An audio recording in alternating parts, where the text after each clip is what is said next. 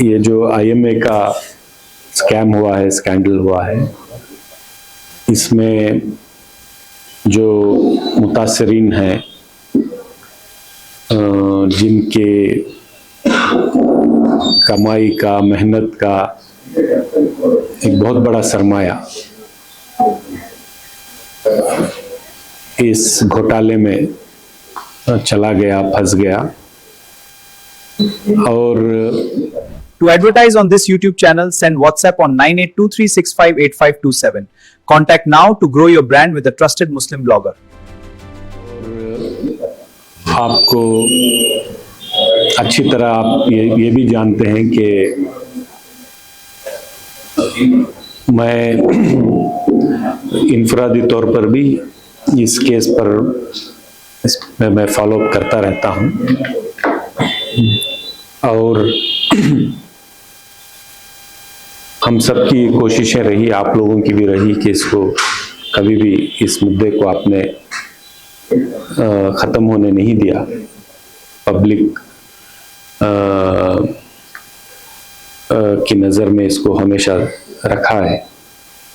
इसकी वजह से हिंदुस्तान की तारीख का पहला ऐसा पॉन्जी स्कीम घोटाला रहा जिसका कुछ तो रिफंड उन मुतासरीन को, विक्टिम्स को मिल रहा है। अब तक हमने तकरीबन 112 करोड़ रुपए रिफंड करवाए, और अब फिर से इस रमज़ान में अगले हफ्ते इंशाल्लाह तकरीबन 80 करोड़ रुपए विक्टिम्स के अकाउंट में, मुतासरीन जो हुए हैं उनके अकाउंट में जमा किए जाएंगे। हालांकि जितना उन्होंने खोया है वो तो भरपाई होना मुश्किल है, लेकिन जो हमारी कोशिश ये है कि जितना भी हम उस स्कैम से वापस इकट्ठा कर कर लोगों को उनकी ज़रूरत के मुताबिक तो नहीं हो सकता, लेकिन जितना मदद हो सकती है वापस करवाएं। इससे कम से कम समाज में उन सारे लोगों को एक मैसेज जाता है कि आप कितना भी स्कैम करें, घोटाला करें, कानून है, और कानून आपको ऐसे ही बचने नहीं देगा। और ये भी मैसेज है कि कानून के अलावा भी ऊपर वाले का भी कानून है। जब भी किसी को धोखा दिया जाता है, जब भी किसी के साथ फरेब किया जाता है, इस दुनिया में तो बहुत लोग बच जाएंगे शायद, लेकिन आखिरत में तो जरूर पूछ तो होगी। कुदरत तो अपना काम करेगी। और आईएमए के इस मामले में एसजे टेंट हाउस और इवेंट मैनेजमेंट के साथ अपनी हर खुशी को और भी खास बनाएं। हम शादियों, बर्थडे पार्टी में जो प्रॉपर्टीज का ऑक्शन है वो कार्रवाई चल रही है। इसके बाद भी जितने पैसे उस ऑक्शन से निकल के आएंगे उसको भी विक्टिम्स तक, मुतासरीन तक पहुंचाना हमारी जिम्मेदारी है। इंशाल्लाह मैं उसको फॉलो करूंगा, और इस रमज़ान में तकरीबन 80 करोड़ रुपए आप लोगों के अकाउंट में, जितने विक्टिम्स हैं उनके अकाउंट में पहुंच जाएंगे इंशाल्लाह। तो विक्टिम्स कितने हैं सर? विक्टिम तो कई हजार हैं। उसमें जो 112 करोड़ रुपए दिए गए वो नीचे के हिस्से में कम इन्वेस्टमेंट जिन्होंने किया था, बिल्कुल मजबूर जो थे, उन लोगों को दिया गया। अभी उसके ऊपर दिया जा रहा है। तो एक फार्मूले के तहत ये पैसा आता है, ना कि हमारे या किसी के चाहने पर किसी को ज़्यादा या किसी को कम नहीं दिया जा सकता। कोर्ट में जो फार्मूला तय किया गया है उसी के तहत ये पैसा, ये रकम जमा की जाएगी।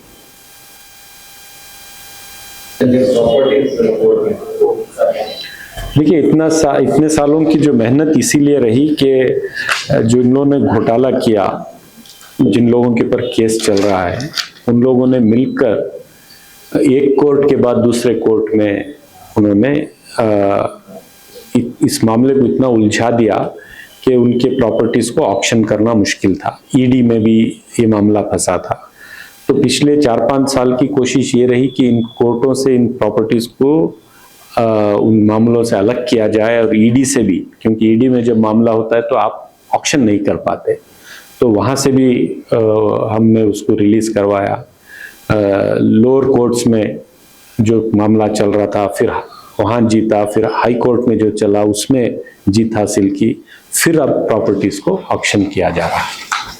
तो उसी से जो पैसा आ रहा है, ये तो ट्रांसपेरेंट प्रोसेस है, ऑनलाइन प्रोसेस है,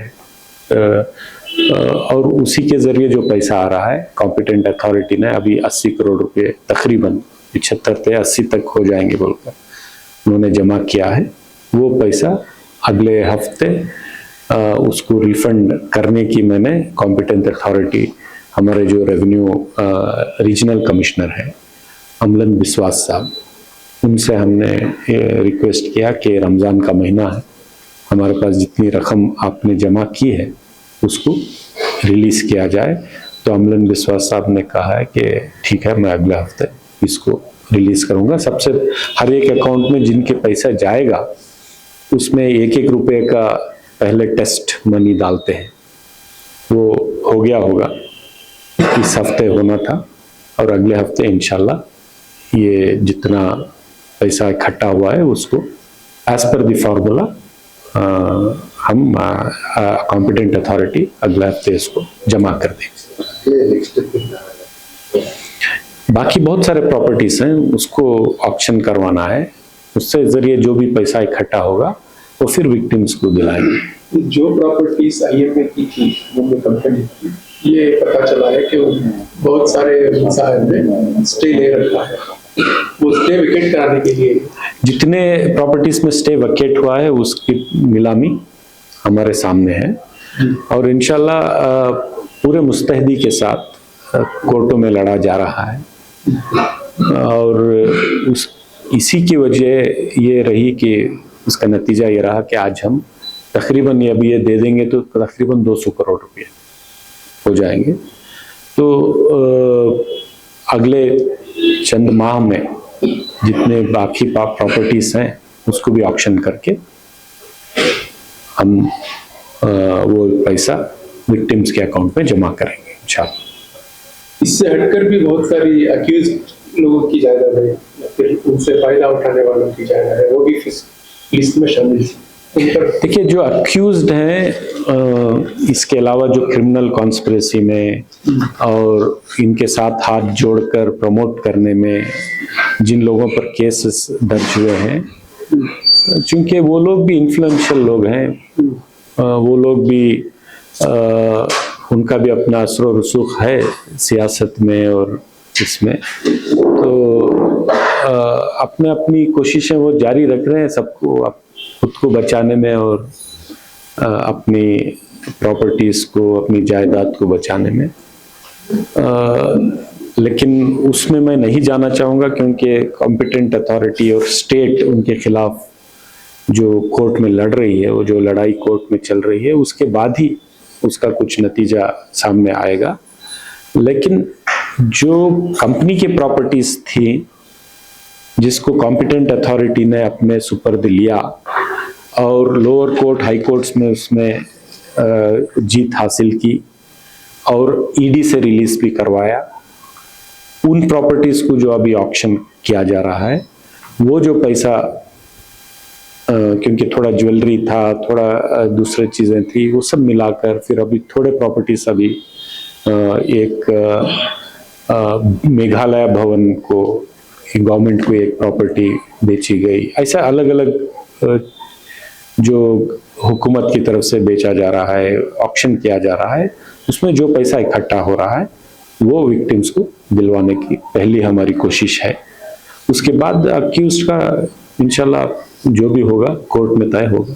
ये 2 प्रॉपर्टी है मेघालय गवर्नमेंट को जो दिया है और एक शायद माइनॉरिटी डिपार्टमेंट को दिया दमन में, इसका ऑप्शन नहीं हुआ है, डायरेक्ट क्योंकि गवर्नमेंट टू गवर्नमेंट सेल है, मार्केट रेट जो है उसके ऊपर पहले भी जो ऑक्शन में वो प्रॉपर्टीज डाले थे, जितने बिड्स आए थे और जो एजेंसी अपॉइंट की गई है मार्केट राइट उसको ये करने में, तो गवर्नमेंट से गवर्नमेंट जो डील हुई है उसमें अच्छा रेट भी आया है, मेरे ख्याल से मुनासिब रेट भी आया है। और गवर्नमेंट से गवर्नमेंट को होने की वजह से किसी शक और किसी और गुंजाइश का इसमें कोई गुंजाइश नहीं है, तो ट्रांसपेरेंट है। तो हमारी कोशिश ये है कि जल्द से जल्द पैसा निकले और ज़रूरतमंदों को जिन्होंने पैसा अपना खोया है वहाँ पे उनके अकाउंट तक पहुँचे, ये हमारी कोशिश है। लेकिन इन्वेस्टर्स की शिकायत है कि कॉम्पिटेंट अथॉरिटी रिस्पॉन्ड नहीं करती है, कुछ भी जानकारी नहीं देती, इस वजह से वो लोग परेशान।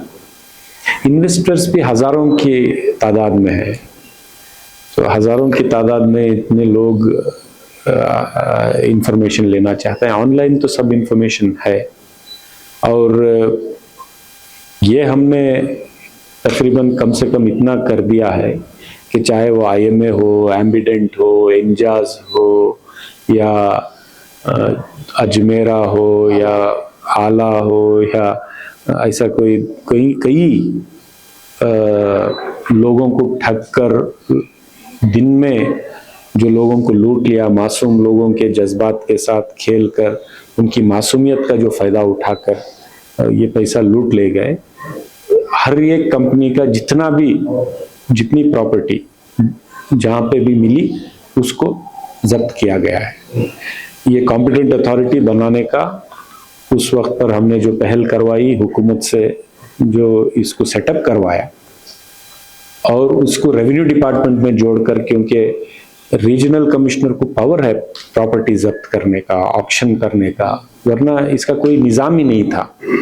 तो उसकी वजह से कम हमारी कौम में जो ये लोग दिन में लूट रहे थे, ठग रहे थे, मासूम लोगों के साथ खिलवाड़ कर रहे थे, इसको कहीं ना कहीं हमने रोका है।